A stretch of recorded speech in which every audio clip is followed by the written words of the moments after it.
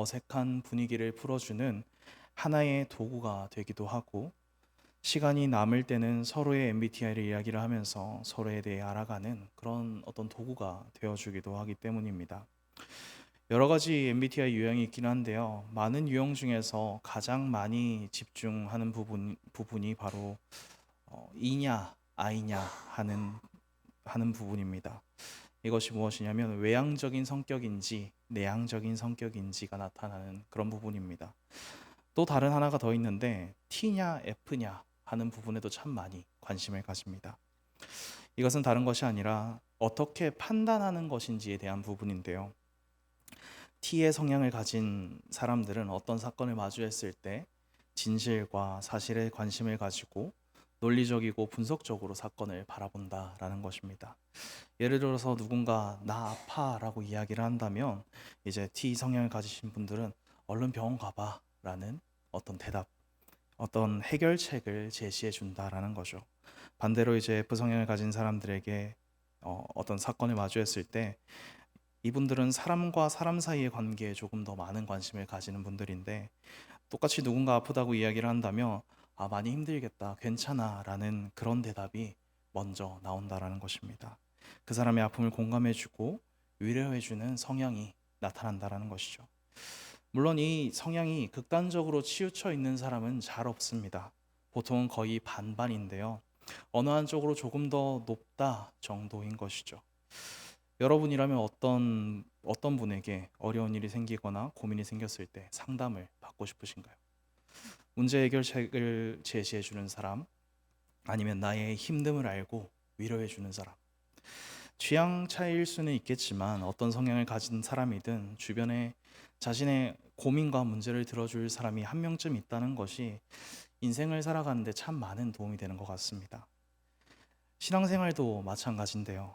어떤 어려움이 생기고 고민이 생겼을 때 그 어려움과 고민을 터놓고 이야기 나눌 수 있다는 그런 사람이 있다는 것이 참 큰 복이라고 생각이 됩니다. 하지만 사람은 한계가 있죠. 문제 해결책을 제시해주고 힘듦을 공감해주는 것에도 한계가 있을 뿐더러 선한 의도로 어떤 문제를 마무리하고 싶은데 막상 조언을 듣고 그 조언대로 따라가 보니 서로 상처만 남게 되는 그런 일도 많이 생기게 됩니다. 어떨 때는 하나님 나라와 그 의를 구한다고 했던 그 일들이 세상 사람들에게 질타를 받으며 그리스도인들도 우리랑 크게 다를 게 없네라는 그런 평가를 또 받기도 합니다.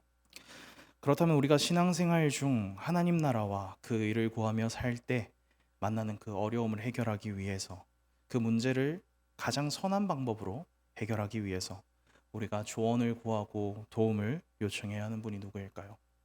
바로 하나님이십니다. 우리가 잘 알고 있다시피 우리가 하나님께 기도하며 나아간다면 하나님께서는 우리에게 가장 좋은 조언자가 되어 주시고 가장 강력한 조력자가 되어 주실 것입니다. 그렇다면 문제는 어떻게 기도하느냐라는 것이죠. 오늘 함께 읽은 다윗의 시가 우리에게 그 길을 안내해 주는데요. 오늘 함께 나누는 말씀을 통해서 신앙생활 중 만나는 어려움과 시험을 하나님께 잘 아뢰어 우리의 삶을 통해 하나님 나라가 세워져 갈 수 있기를 소망합니다. 시편은 말 그대로 시 또는 노래의 모음집으로서 하나님을 향한 찬양과 경배의 신앙 고백을 담아둔 성경이라고 할 수 있습니다. 그렇게 이 시편에는 여러 가지 주제들이 있고 그 주제에 따라 장르가 나뉘게 됩니다. 오늘 본문으로 살펴본 시편 13편은 대표적인 탄식시 중 하나인데요. 탄식시란 시인이 커다란 재난과 고난에 빠지는 경우 하나님 외에는 하소연할 것이 없어서 하나님께 울부짖는 그런 시라고 할 수 있습니다. 그리고 오늘 시편 13편은 시편 13편의 시인은 다윗인데요. 다윗은 자신의 고난을 해결하기 위해 어떻게 하나님께 기도하고 있을까요? 세 가지로 함께 알아보고자 합니다. 첫 번째로 지금 상황을 하나님께 아뢰며 탄식하고 있습니다. 우리 1절부터 2절의 말씀을 함께 읽어보도록 하겠습니다. 1절부터 2절까지의 말씀입니다. 시작. 여호와여, 어느 때까지이니까 나를 영원히 잊으시나이까? 주의 얼굴을 나에게서 어느 때까지 숨기시겠나이까? 나의 영혼이 번민하고 종일토록 마음에 근심하기를 어느 때까지 하오며 내 원수가 나를 치며 자랑하기를 어느 때까지 하리이까. 다윗이 이 시편을 어떤 상황 속에서 지은 것인지는 정확히 알 수가 없으나 아마 어떤 질병이나 고통에 시달렸던 그런 상황 속에 있었던 것 같습니다. 다윗이 자신의 삶 속에서 어떤 질병 때문에 고통을 받았는지, 어떤 고난을 겪었는지 우리가 전부 알지는 못하지만 우리가 잘 알고 있는 다윗의 고통이 하나가 있습니다. 바로 사울에게 쫓기던 그 당시의 고통이죠.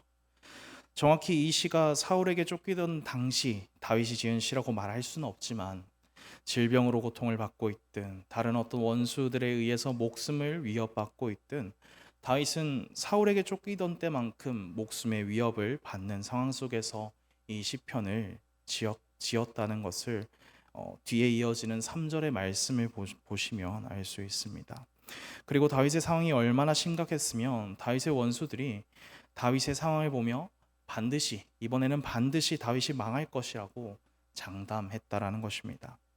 이런 절망스러운 상황 가운데서 다윗은 하나님께 어느 때까지이니까 라는 어쩌면 원망 섞인 것과도 같은 이 말을 4번이나 연발하면서 하나님께 자신의 고통을 아뢰며 탄식하고 있습니다. 그 4번의 탄식은 3명을 대상으로 하는데요. 하나님과 자신과 그리고 원수들을 대상으로 합니다. 1절에서는 그 탄식의 대상이 하나님입니다. 다윗은 자신을 버리신 것 같은 하나님을 향해 부르짖는데요.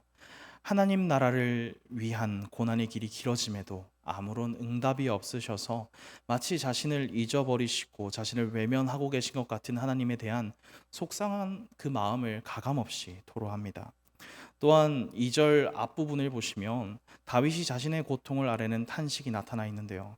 어떤 질병 때문에 겪는 육신의 고통과 원수들의 비방과 조롱으로 인해 겪는 마음의 아픔을 하나님 앞에 낱낱이 아뢰고 있습니다. 어떤 면에서 보면 굉장히 불경하다라고 생각이 될 수도 있는 그런 다윗의 태도입니다. 어디 한낱 인간이 하나님께 자신의 사사로운 감정을 쏟아내면서 이런 태도를 보이느냐라고 할 수도 있지만 다윗의 이러한 태도는 반대로 생각을 해본다면 하나님만이 이 고난을 아시고 해결하실 수 있다는 어떤 믿음의 표현이기도 하다라는 것입니다. 우리가 신앙생활 중 참 쉽게 간과하는 것들이 있는데 하나님을 경외하는 것도 많이 간과하는 부분이기도 하지만 하나님께서 우리의 아빠 아버지시라는 것도 참 많이 간과합니다. 미국의 코미디언 겸 배우인 스티브 하비라는 분이 계십니다. 이분이 진행하는 토크쇼에서 한 4살에서 5살 정도 되는 어린 여자아이가 이제 게스트로 나온 적이 있었는데 간단한 질문들과 대화들을 하다가 이 하비가 아이에게 오늘 아버지랑 같이 왔니? 라고 질문을 하게 되는데요. 이 질문에 여자아이는 아니요, 아빠랑 같이 왔어요 라고 대답을 합니다.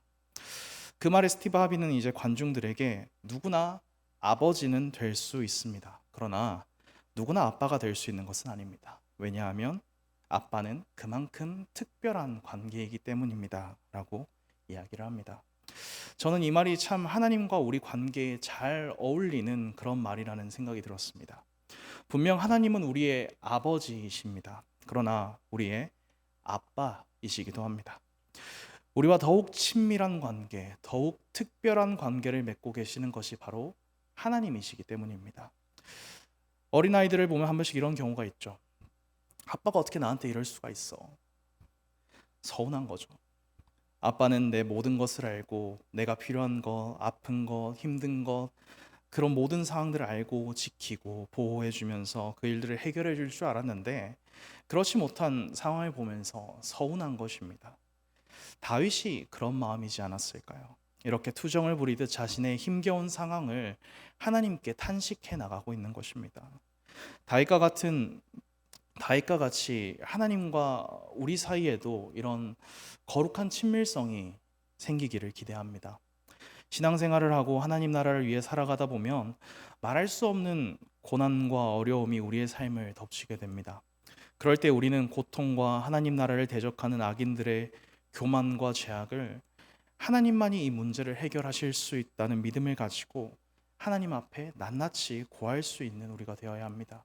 마치 어린아이가 아빠에게 가서 투정하듯 조금은 버릇없이 보이고 좀 무례해 보이더라도 그분이 우리의 아빠, 나와 정말 친밀한 관계를 맺고 있는 그런 분이라는 믿음을 가지고 하나님 앞에 그 우리의 괴로움을 탄식할 수 있어야 한다는 것입니다. 두 번째로, 우리가 말할 수 없는 고난을 당했을 때 우리는 지금 상황을 고쳐주시기를 하나님께 간구해야 됩니다. 3절부터 4절의 말씀을 함께 읽어보도록 하겠습니다. 3절부터 4절까지의 말씀입니다. 시작.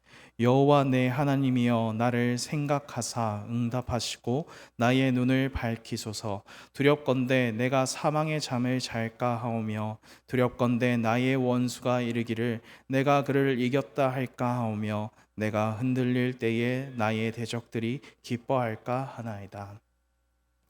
다윗은 하나님께 자신의 탄식에 응답해 주실 것을 간구하는데요. 앞선 1절에서 여호와여라고 부르기만 했다면 이제는 조금 더 친근하게 여호와 내 하나님이여라고 하나님을 부르며 하나님의 그 응답을 촉구합니다. 그리고 앞선 1절과 또 달라진 부분이 있다면 다윗은 자신을 생각하시고, 이 부분을 직역을 하면 보시고 하나님께서 응답해 주시기를 간구하고 있다는 것입니다. 자신의 고통이 얼마나 극심한지 잘 헤아리셔서 거기서 건져달라고 하나님께 간구하고 있는 것입니다. 여기서 우리가 기억해야 할 것은 하나님의 응답이 우리의 모든 문제 해결의 출발점이 된다라는 것입니다. 하나님이 응답하셔야 우리의 억울함과 고통이 해결될 수 있기 때문입니다. 하지만 이 응답이 꼭 예스나 노여야 한다는 생각을 하지는 마시기를 바랍니다. 무응답도 때로는 응답이 될 수 있습니다.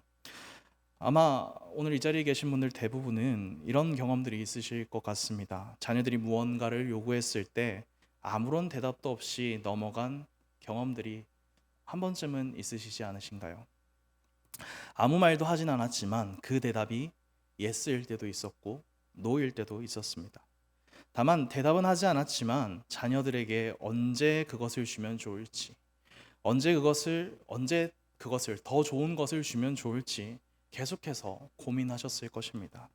하나님도 마찬가지십니다. 말씀이나 주변 사람들과 상황, 어떤 직접적인 응답으로 나의 간구에 대답을 해주시기도 하시지만, 아무런 응답을 하지 않으시지만 우리에게 좋은 것을 주시기 위해 깊이 고민하시고 그때에 맞춰 응답을 주시는 것이 바로 아빠 하나님이십니다.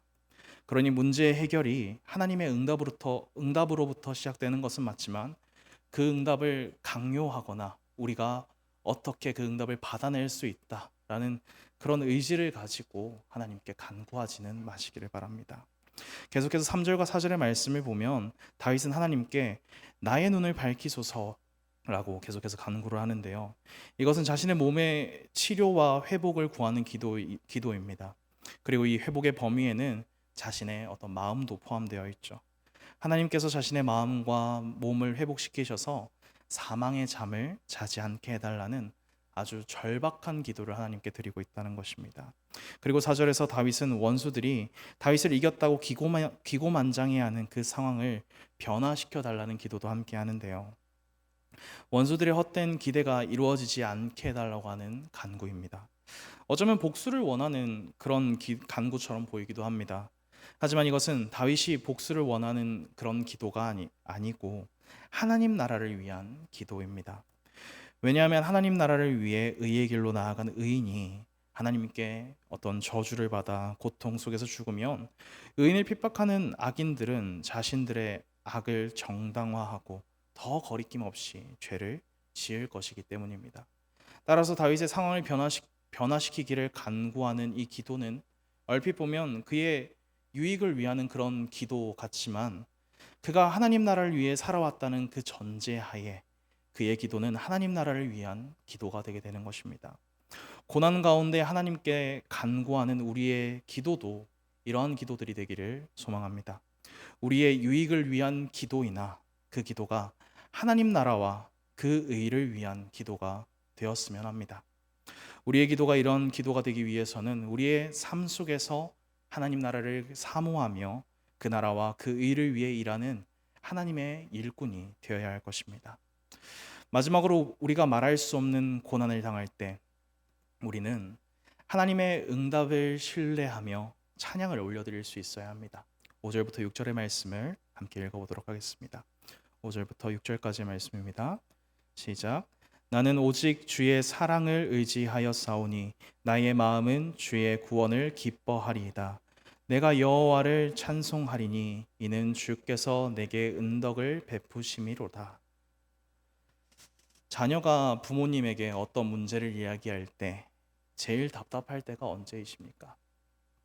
저는 지금 자녀가 없긴 하지만 중고등부나 초등부 아이들이 어떤 문제를 해결해 줘야 되는 그런 일들이 종종 생기게 되는데 가장 답답할 때가 쭈뼛거릴 때입니다.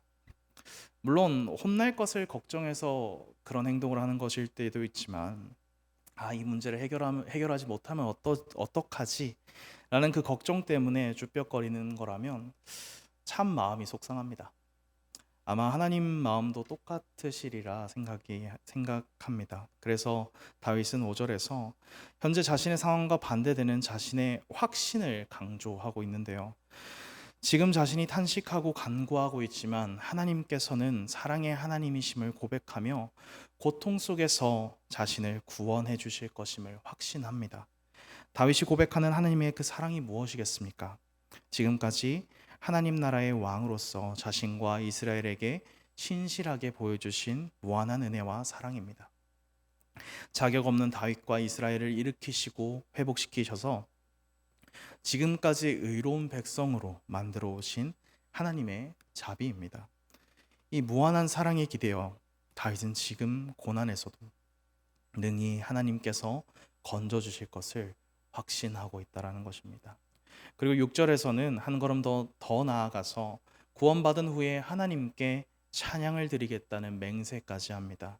하나님께서 지금 올려드리는 간구에 응답하시고 곤경에서 구해주시는 은덕을 베푸실 것이 분명하기에 그 은덕을 찬양하겠다는 맹세입니다.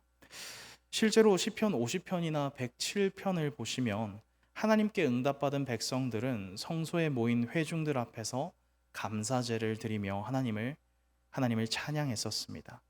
다윗이 바라보고 소망하고 있는 날이 바로 이 날인 것입니다. 하나님께 찬양 드릴 날, 모든 이들 앞에서 하나님의 도우심을 증거하고 선포할 그날을 기대하고 있는 것입니다.